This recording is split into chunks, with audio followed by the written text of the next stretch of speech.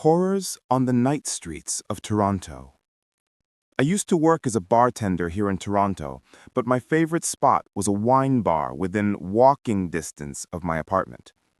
It was a 30 to 40-minute walk, which I used to take through some of the safer, quieter areas of the city. I was only 23 years old, and I was acutely aware that every nighttime walk was a risk. But after the first few journeys, seeing how deserted the streets were, I let my guard down. I even started listening to music, just in one headphone, on low volume, to maintain some semblance of vigilance. But I suppose it was only a matter of time before my luck ran out, catastrophically so. On that quiet Wednesday, we closed around 11:30 p.m. By 11:45 p.m., I was on my usual route, quiet back streets leading to a long, tree-lined avenue. High Park was on my left, buildings to my right, with almost no traffic. Suddenly, a white van passed me and turned onto the street ahead. I paid just enough attention to notice when it drove around a second time, taking the exact same turn. Just driving in circles, I thought. But when the van appeared again, it slowed to a crawl right beside the curb. I took out my one earphone.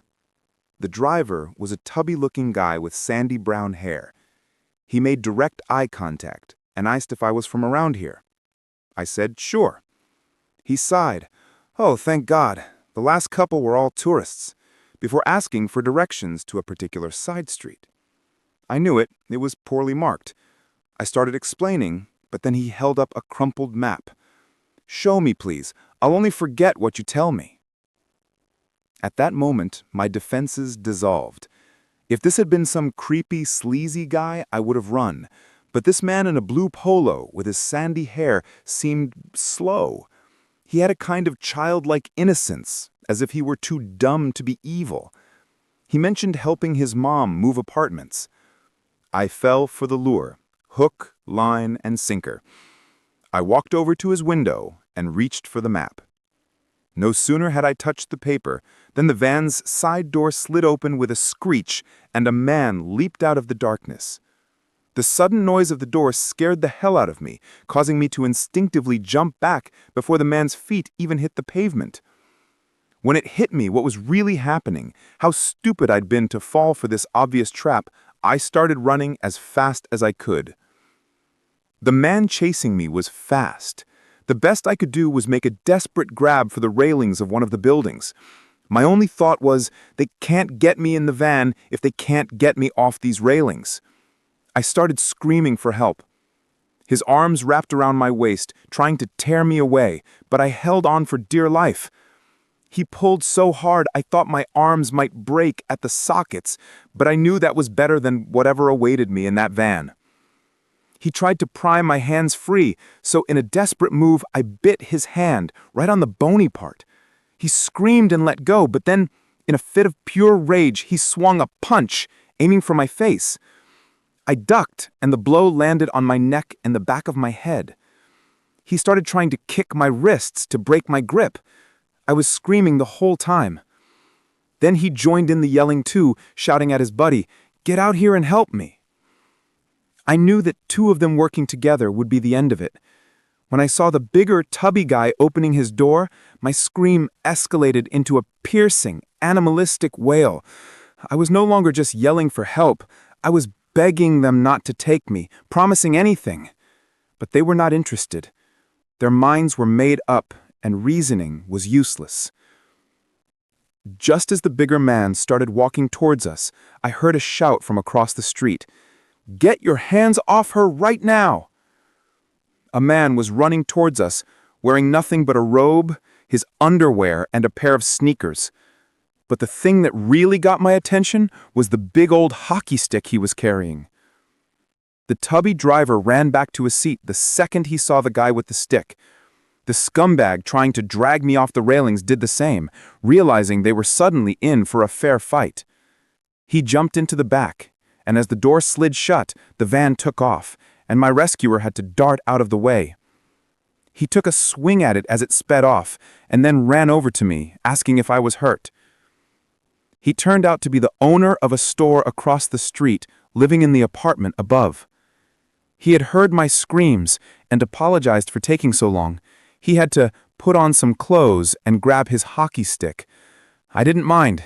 He was my literal hero. He invited me into his store to wait for the police. Within about 30 minutes, I was talking to a pair of Toronto PD officers with a mug of hot cocoa in my hands. I told them everything, and so did the store owner. The officers were kind enough to give me a ride home. But the greatest takeaway was that perfect moment of compassion and courage that drove a man to come running to my rescue in his underwear, armed with nothing but a hockey stick. The partnered abduction. After graduating and landing my first real job, I went out for drinks with coworkers on a Friday night.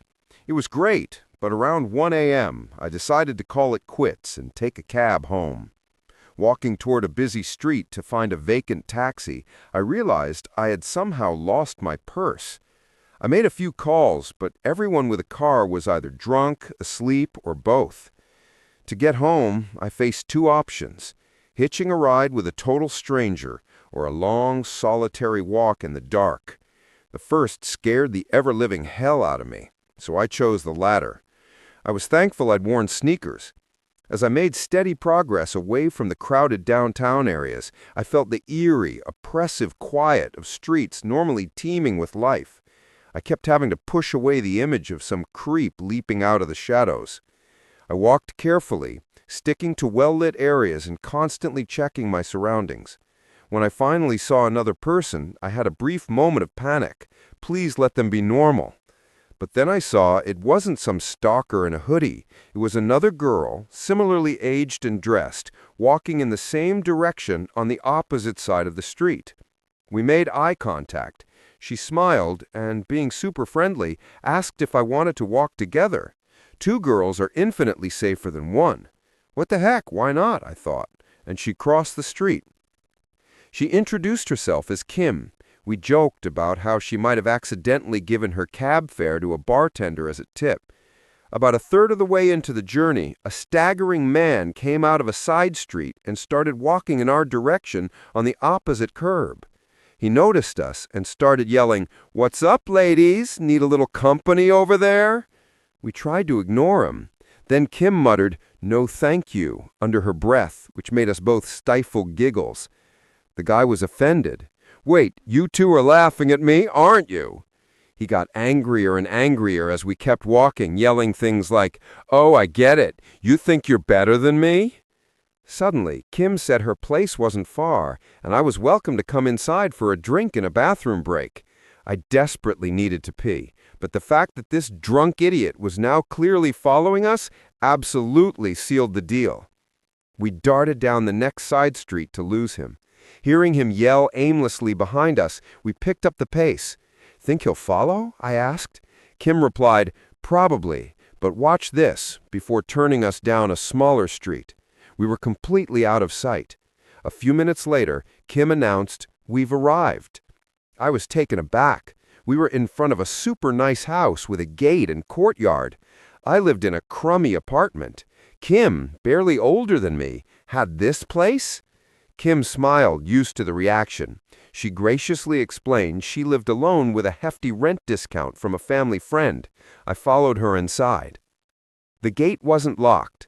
We stepped into a cute courtyard. A security light flashed on. Just before it temporarily blinded me, I swore I saw a curtain twitch on the second floor of the house. As we reached the door, I grabbed her arm. "Kim, is anyone staying with you?" When she said no, I told her about the twitching curtain. She insisted it was the alcohol messing with my eyes. I backed up and looked again. The security light had turned off. I saw the curtains twitch again, clear as day. I felt like I caught someone watching me. "Seriously, Kim, is someone in your house? We need to call the cops." She snapped back, saying I needed to chill and just come inside for a drink. I didn't hear the rest. All I could hear were the alarm bells blaring in my head because of how she was acting. I might have been a little drunk, but I wasn't stupid. I slowly began to suspect the unthinkable. Kim wasn't just drunk and overconfident. She knew someone was in that house. Since all that mattered to her was getting me inside, I realized things were not as they seemed. I turned around and walked back toward the gate without a word. The last thing Kim said, sounding genuinely offended, was, "You're not leaving, are you?" A few steps later, I heard feet rushing up the path behind me before Kim suddenly grabbed me by the hair. I asked what she was doing, but she was done talking. She just tried to hold me steady. Then her scream right next to my ear almost burst my eardrum. Her "Get down here and help me!" sent me into overdrive. I managed to push her to the ground, ripping my hair out of her grip. I felt a horrible burning sensation on my scalp, but I was free. I ran for the front gate, but just as I reached it, I saw someone huge standing in the open doorway of the house, there to chase me down. I ran harder and faster than I ever had. I looked back once as I ran through the streets. The man chasing me was so close I nearly burst into tears while running at full speed. I kept running until I saw a highway with a few cars. I ran out into the road, forcing an oncoming car to brake immediately. The driver was furious. When I tried to show him what I was running from, the man chasing me was gone. I staggered back to the sidewalk on shaky legs and called the cops. A state police detective called me the next day. He was interested in Kim, but disappointed I hadn't seen the man inside the house. The house turned out to be unfurnished and owned by a realtor who had no idea two people had broken in. They were gone by the time the cops showed up, leaving only a strip of masking tape on a wall. The detective said I was very lucky, but that my smarts had saved me. To me, it wasn't smarts. I got away because those sick freaks were too impatient, and Kim was too poor an actress to silence the alarm bells in my head. They might have been smart enough to get away with their plan, but I swear, make them just a little bit smarter, and I'm not sure I'd be around to write this right now. The Critical Call in the Dark. In November 2010, I went out for a lads' night to celebrate my mate Jacko's 25th birthday. We ended up at a club until midnight when I decided to catch the last bus home. I rushed towards the bus station. I saw my bus at the stand taking on the last passengers. I ran like hell, shouting for them to wait. But the driver either thought I was a mad drunkard or just ignored me to stay on schedule. The bus pulled away without me. I was absolutely gutted. I had spent so much cash on drinks that I couldn't afford a taxi. I bit the bullet and decided to hoof it, a walk of about an hour and a half. I called my girlfriend, told her what happened, and after a laugh, she offered to have food and a hot bath ready for me. I thanked her, said I loved her, and started my long walk. The first part of the walk wasn't bad. I was still drunk and in a good mood. About 40 minutes in, I was whistling "Don't Stop Believin'" when my phone vibrated in my pocket. I thought it would be her asking how far I was. It was indeed a text from her. It simply said, "Help." I hit the call button, hoping she'd hit send too early on a mundane text, but I only heard one ring before the call was forwarded to voicemail. As I lowered my phone, I saw she was typing. When the messages came through, I started shaking like a dog shitting a razor blade. "Someone's in the house. I'm under the bed." I dialed 999 as fast as I could. I couldn't run because I needed to talk to the operator, but every fiber of my being was screaming at me to sprint. So I went back and forth between speed walking and jogging, panting down the phone and vomiting out the address. I still feel terrible saying this, but the calmness of the operator made me furious. I remember shouting, "Please, I'm begging you, someone is in the house with her." But her reply was simply, "Can you tell me what this person looks like?" in the most nonchalant voice imaginable. I lost my temper. "Of course I bloody don't, because I'm not effing there, am I? Just get someone out here, please. I'm literally begging you." She held firm but said, "I understand you're upset, but I have to ask these questions for the officers, okay? They're on their way to your address as we speak. I promised you a unit was in the area and would arrive in a couple of minutes." I thanked her, hung up, fired off one last text asking if she was okay, and then started legging it down the road. All that beer and sambuca in my stomach fought back. I couldn't afford to stop, so when the first round of vomit streamed down my white shirt, I spat out the rest and kept running. But the spasms were relentless, forcing me to stop and heave until my stomach felt empty. I picked myself up, ready to run again. Then I saw a light shining toward me in the distance, a vacant taxi. An idea struck me. I could flag him down, explain the situation, and swear on my mother's life I'd pay him if he just got me home to my girlfriend. As the light got closer, I jumped and waved my arms until his turn signal started flashing. He pulled over. His passenger window was open. I ran up, and I will never forget the look of pure disgust on his face when he saw me. I was drenched in my own sick. He saw a lone puking drunkard. I screamed, "No, no, no, wait, wait, wait!" But he sped off into the distance. I didn't scream at the top of my lungs. It was a waste of energy. Having wasted enough time, I got running again. I didn't stop until I could see flashing blue police lights outside my house. It was a relief, but I still didn't know if my girlfriend was okay. I ran up to the door, unlocked it, and started calling her name as I headed for the stairs. A policeman appeared from the living room. "It's all right, mate. She's in here. Everything is fine." He meant nobody's hurt, because my girlfriend was anything but fine. She was still in floods of tears. She ran up to hug me, then stopped dead when she saw the state of me. Tears in her eyes, snot coming out of her nose. She pointed at my shirt and asked, "Is that Pook?" I explained I'd vomited running home to help her, and that got her crying again.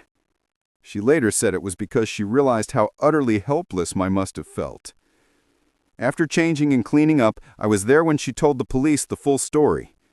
Shortly after I called, she was in the kitchen when she heard a soft noise from the back pantry window. She thought it was a cat, until she walked over and saw it wasn't a cat climbing through the window. It was a man, squeezing himself inside. He was already head and shoulders through. He was wearing a ski mask, but his eyes, she said, practically lit up when he saw her. He didn't retreat.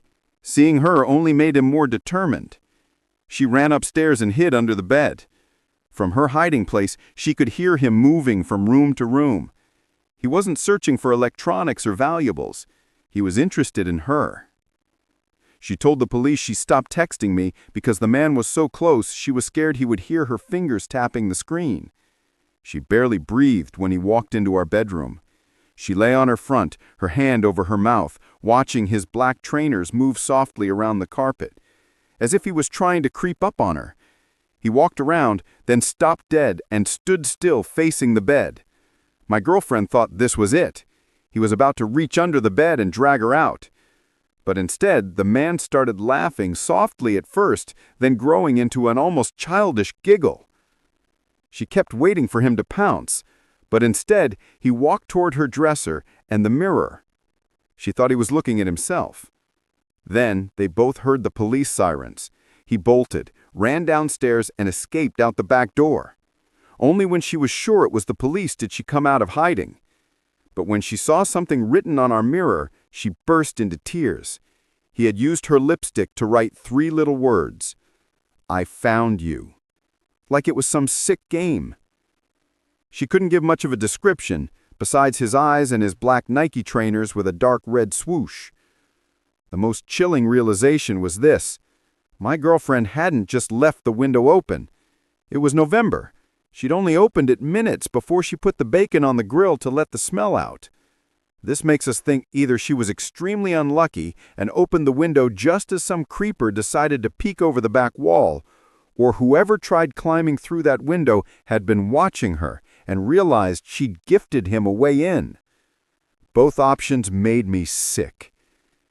We got extra locks, and my girlfriend, now my wife, is mega vigilant about open windows, especially at night. It's a pain, but it's worth it to know that same horrible scenario won't play itself out again. The bloody handprint. I have a scar, a very obvious one, running almost horizontally in line with my cheekbone under my eye. I always make up stories about how I got it, usually involving a bad fall while skating. The truth is a long story, and one that still bums me out to tell. Many moons ago, A former friend named Chris and I went to the state fair. Chris was my ride. We met up with 3 girls. Chris, who always had these a-hole tendencies when it came to women, slipped away with one of the girls. Come closing time, I walked back to where Chris had parked his car and found it gone. I was furious. Driving off without me was a new low. No one near the lot was headed my way. As the parking lot emptied, I realized I would have to walk home. I was stewing in my anger for the first 2.5 hours of the walk. By then, I had calmed down and was just looking at the houses I passed, thinking how peaceful everything was in the middle of the night. As I was passing one home, enough light came from the nearby highway that I could see a big, dark handprint on one of the downstairs windows. It was so stark against the light-colored curtains that it stopped me dead. A voice in my head started asking, "Dude, is that blood?" Instead of just walking off, I hopped the fence, walked up the driveway, and shined my phone light onto the window. The hand-shaped smear was blood red. Something had happened in that house, and if I learned about it later in the news, I would feel like a terrible person for doing nothing. I rang the doorbell a few times. No answer, no movement. I decided to head around back. I know this sounds crazy to some, injecting myself into a potentially dangerous situation, but I've never been the type of person to just leave things be. I hopped the second fence and made my way into the backyard. All the curtains were drawn, all the lights were off, and the back door was locked tight. There were no more bloody handprints, no cries for help, just dead silence. With my options exhausted, I took out my phone to call 911 for a welfare check. Just as the screen lit up, I heard the sound of a key moving in the back door. I kept my phone ready. The door opened, and out stepped a man wearing a mask and holding a gun. He told me to drop my phone and get on the ground. I thought about trying to run, but running would close the distance between us. I had little choice but to comply. I threw my phone out in front of me and lay down on my stomach as a second masked man appeared in the doorway. Whatever they had planned, a robbery or whatever, was clearly not going smoothly. I could hear them whispering, freaking out. The handprint was likely from when they had killed the homeowner. My heart sank. I was going to be next. When one of the men started walking toward me, I begged him not to kill me. I tried reasoning with him until he kicked me in the head and told me to shut up. He ordered me to look at him. I figured my time was up. But instead of shooting me, he wanted a straight shot at smashing the grip of his pistol into my face and jaw, hoping to knock me out. The first hit was the one that gave me my scar. I was smart enough to play possum after that. He gave me another lick before he was satisfied I was out cold. I heard him pick up and toss my phone. I waited until I heard a car speed off in the street out front, only a few minutes later, before I moved. I had to keep walking and wait for a passing car to flag down for help. Luckily, the first one that came my way stopped. The 2 people inside were kind enough to drive me to the emergency room and let me call the police. An officer met me at the hospital where I was getting stitches. I gave him a basic account. I figured that was the last I'd hear of it. Surely the cops were more interested in the house. They were, but I still got a call from them. I was told I needed to come down to the sheriff's office to talk to a detective. The detective said I needed to be cleared as a suspect because they still didn't have a full picture of what happened. I hadn't considered that. The homeowner had been murdered. I was happy to cooperate, but as I was being fingerprinted and swabbed for DNA, I'd be lying if I said I wasn't nervous, thinking about wrongful convictions. The good news came days later. My story checked out. But as much as I hoped for a call to act as a witness, it never came. To this day, I still don't fully know what happened to that poor guy and why those masked men broke in and killed him. The Note for the Wine Bar Girl. My name is Susie, and I'm from London. I used to work at a restaurant that finished quite late on weekends. Whenever I finished a shift, I'd take the exact same route home, which involved walking through a massive construction site with a pedestrian walkway. It was lined with tall gray barriers, making an awkward, zigzagging pattern that sometimes led to jump scares from dog walkers. The walkway eventually started to smell like piss, and the gray walls became extensively graffitied. As grim as it was, I got used to it. But this isn't about someone jumping out at me. It's about something that appeared on the wall one day. I was very familiar with the graffiti, and I could recognize which pieces were old and which were brand new. That night, I noticed a newer piece of graffiti. It wasn't a picture or a slogan. It looked more like a note, a letter, and someone had written, "Read me," at the top. I wasn't going to read it. I just wanted to get home. But when I saw who the note was addressed to, I couldn't help myself. It was addressed to "Wine Bar Girl Who Walks Here Most Nights." I can't recall the rest of it exactly. I only skimmed it before walking off at double speed. But I can succinctly sum it up. It said I was pretty, that someone was watching me, and that this person would like to bash my pretty face in with a brick when they were finished violating me. I remember thinking, oh my God, as I walked off twice as fast as before. I got home safely, but ended up crying my eyes out in the bathtub, wondering how people could be such freaks.